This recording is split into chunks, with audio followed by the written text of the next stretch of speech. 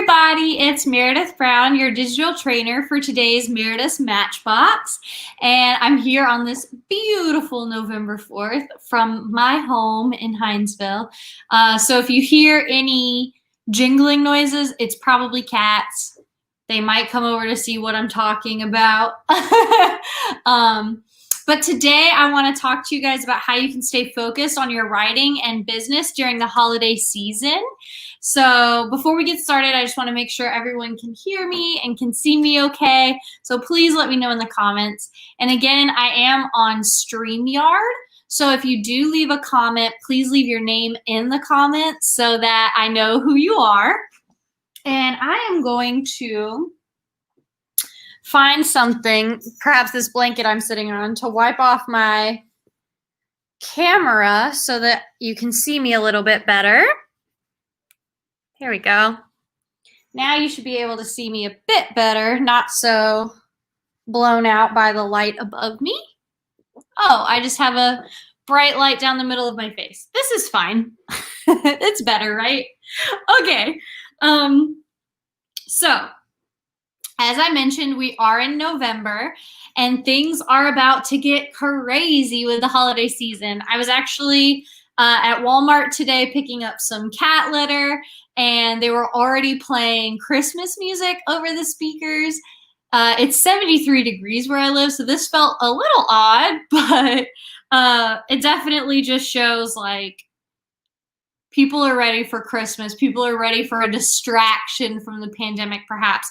Even if there aren't going to be as many in-person events and activities this year, there's still going to be a ton to do and a ton for you to do as an author to finish up this year and have your best year yet. So we're going to talk about staying focused on your writing and getting your business stuff done because it is Q4. And Q4 is very important for all product-driven businesses because it is prime shopping time, 'tis the season.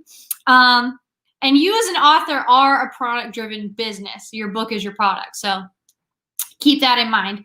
All authors are businesses, and you're having to market your book, your product, yourself. So I'm very excited that you're here with me today. I know everybody can't jump on the live, so if you are watching this on the replay, hello. Please leave any comments or questions in the comment box, and that goes for you guys watching live as well.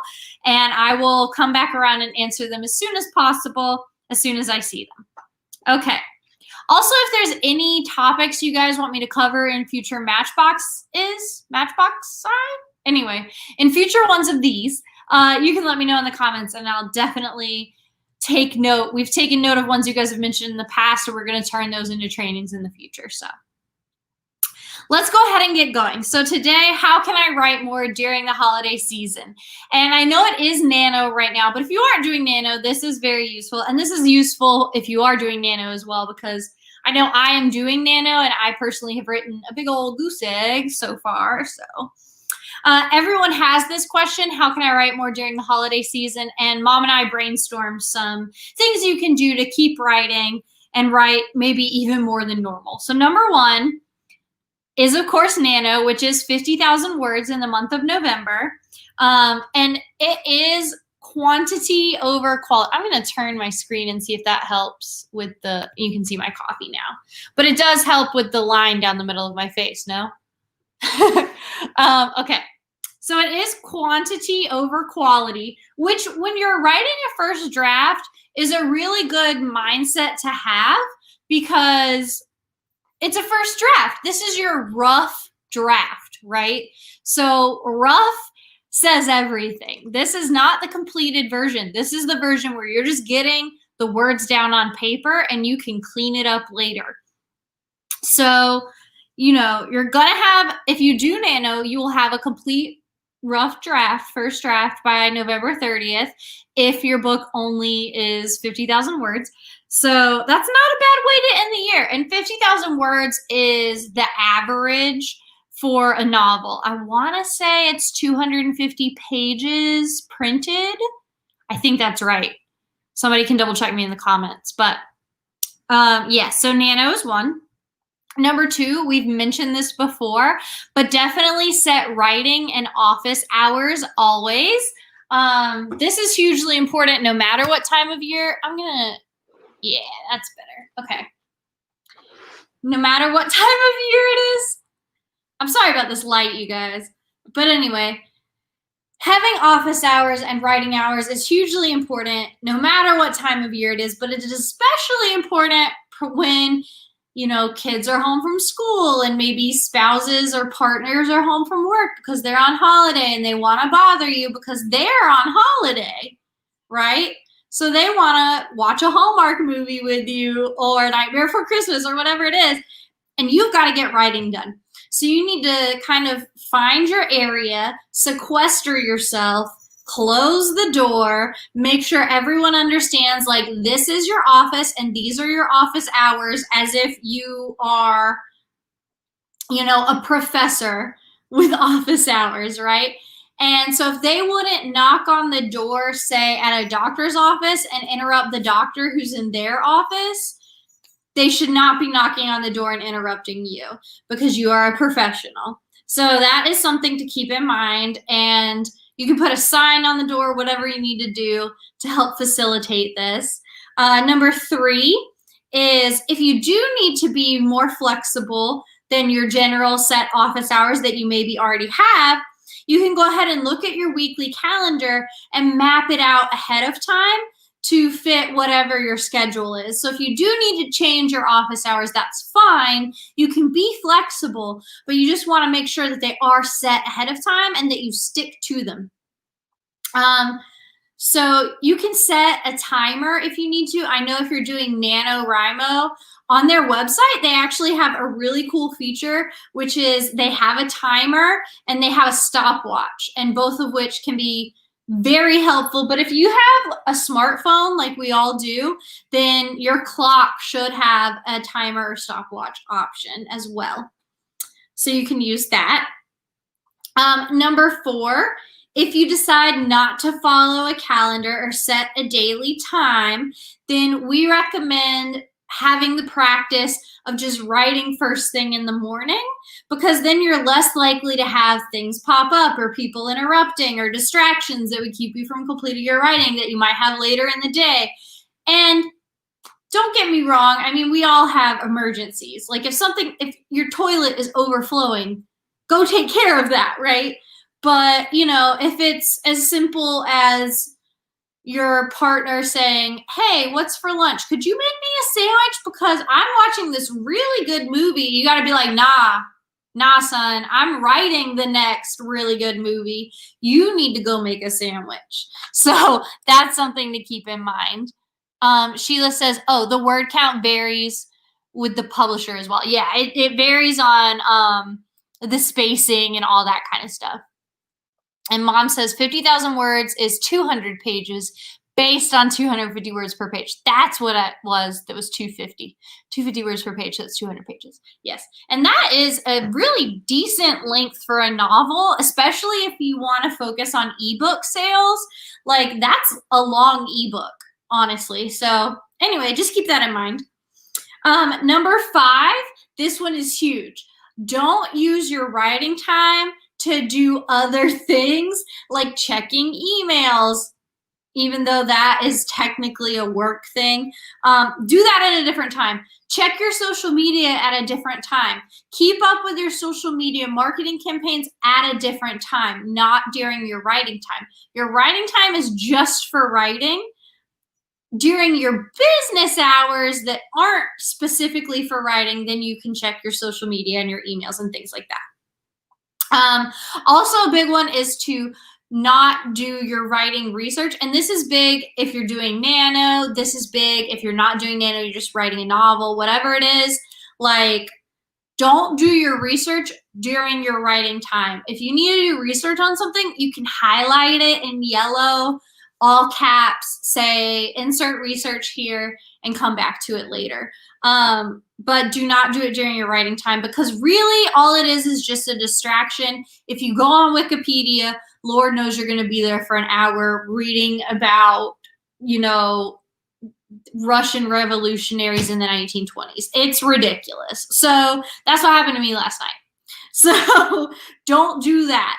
If you need to turn off your internet while you're writing, that's a great tip. You can definitely do that. Okay, number 6. You can ask a family member, a friend, or a writing buddy to hold you accountable. And this group, Authors Ignite, is a great place to find a writing buddy if you don't already have one. So writing buddies obviously can be virtual, and they're just going to help keep you accountable. You would report to them every day your word count or goal status. So like you could text them first thing in the morning and be like, my word count goal for today is 2,000 words. And they'll be like, yeah, good job. And then by the end of the day, you can say, oh, well, maybe I only wrote 1,000 words, but at least I got some writing done. And they'll be like, yay, good job. So you could do that for each other as well. Like, you know, it goes both ways. So number 7, if you do have a day job along with your writing career, which many of us do, then focus solely on your other work during the day. So when you're at your day job, just do your day job, you know? Like, don't try to switch task or anything like that, because then you'll just get nothing done.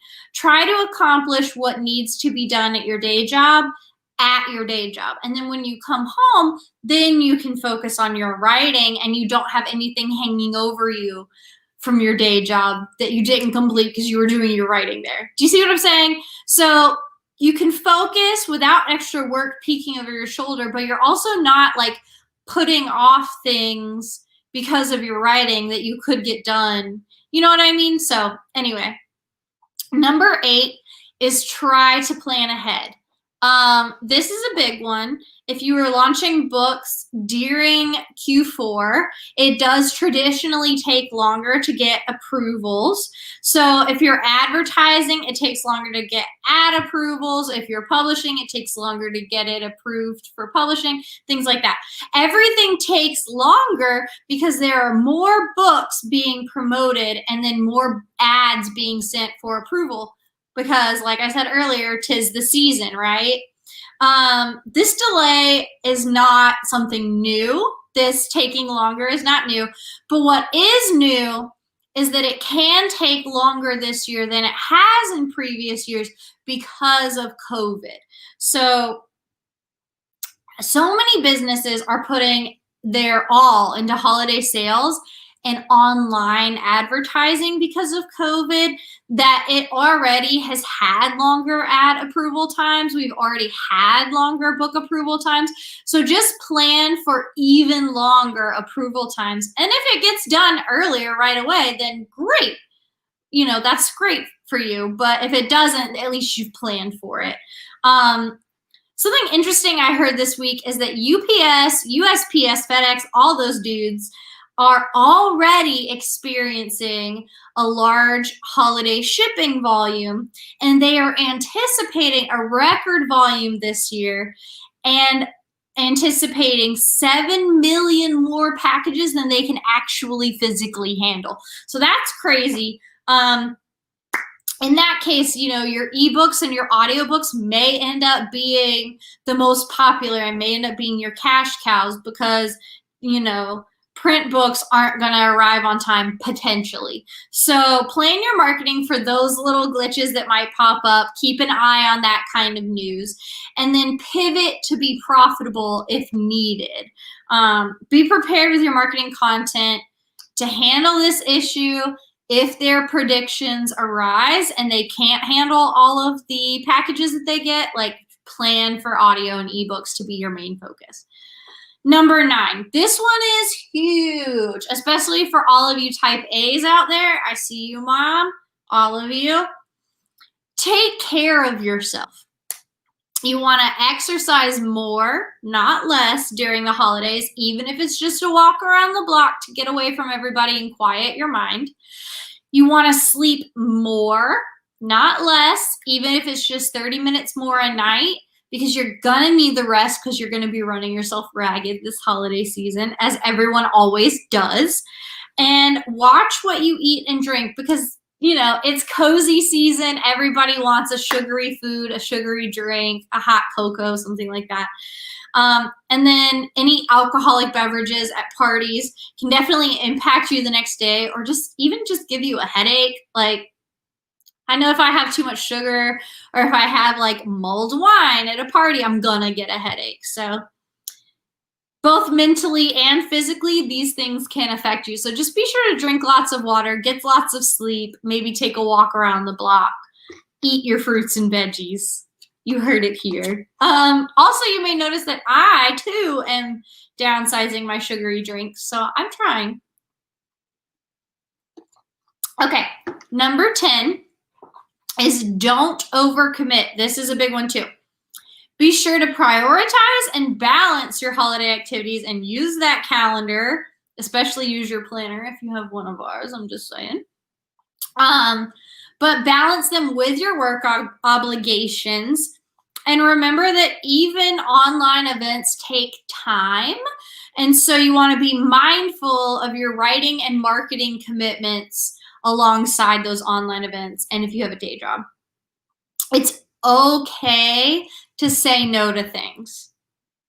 That's just setting a personal boundary, and that's totally normal. It's okay to skip things that don't excite you. If you're not excited about a holiday party, don't go. Stay home. Have a party with yourself and your cats. It's great.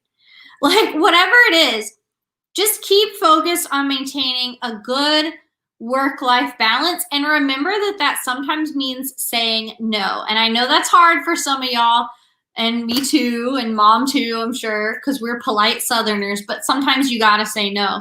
You just gotta. So keep that in mind. Number 11, remind yourself to stay focused on your work, whether it's a day job or you're writing. The trick is to forget about, oh, it's the holiday season, and focus on today. Is today a holiday, or do you still have to do work? Because if today's not a holiday, you got to get stuff done. So you can't have that holiday mindset, right? So, if it's not a holiday, behave as you would in August, September, on a normal day. Follow everyday procedure, your MO, as we like to say in the true crime community. On actual holidays or vacation days, yes, forget about work, have all the fun in the world, spend time with your family. It's great. But on your work days, focus on your work. I know it's hard. I've been there. Like, it does not snow where I live ever. So I remember one time I was in math class in 7th grade, I think, and it started snowing.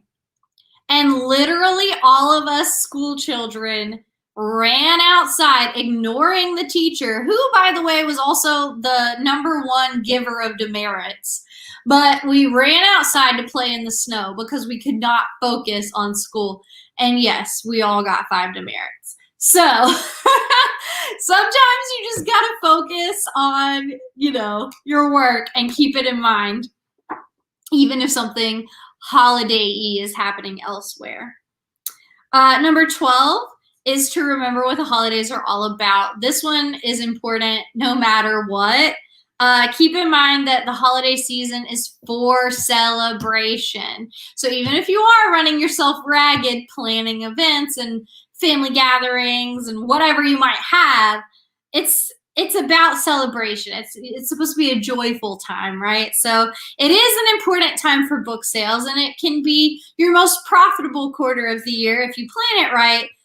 And it's a great time to be visible and elevate your brand as long as you're consistent and professional. But it's also, again, such a joyful time of year, and you should celebrate. A chaotic holiday season is a choice, not a given. So you can still celebrate and get all your work done, and just keep it in mind. And I'm sure you can hear the cats running around right now. And then number 13, the last one, is to remember that if you do get overwhelmed, and this is huge because we all get overwhelmed during the holidays, whether it be from having too much work to do or family members asking you about politics, and you just really shouldn't talk about it. So what you should do is take a break, take a step away from it all, do maybe the 4-7-8 breathing technique, which I've shown you guys before, I believe, in a live. If not, it's very simple. You just exhale all of your breath, inhale, through your mouth for 4 seconds, hold it for 7 seconds or beats, and exhale through your mouth for 8 beats. And that just helps calm you down, chill everything out. You'll feel better. So I can demonstrate that, and everyone who's watching should do it at home with me. So let's do it. Okay. So let's do what I just said, right? Exhale, and then 4 beats, inhale, 7 beats, hold, 8 beats, exhale.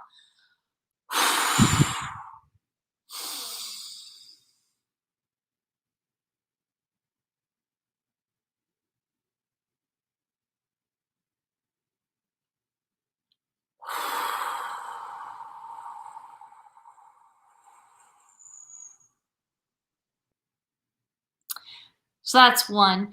And you can do that as many times as you need, but be sure if you've never done it before, do it while you're sitting down because it can make you a little dizzy because it calms you down so quickly. It really resets your adrenal glands and all of that stuff. And then once you've done that, you can come back to your work refreshed and ready to get more done and just feeling much more centered and grounded.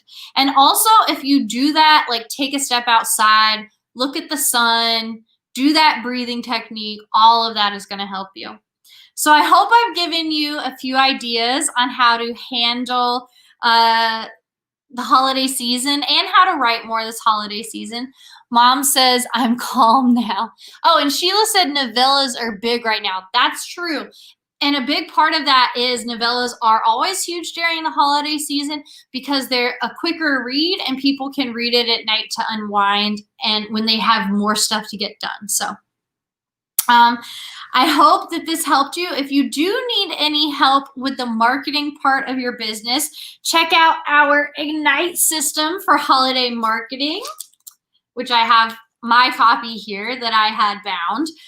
It is a done-for-you marketing in a box for the holiday season with a step-by-step 37-page guidebook, as well as, I think, 5 how-to video tutorials, all of our strategies, all of the priority dates you need to know, all of our tips and tricks, and it's all plug and play, cut and paste, along with 150 holiday templates and quotes that you can use for social media engagement and book production.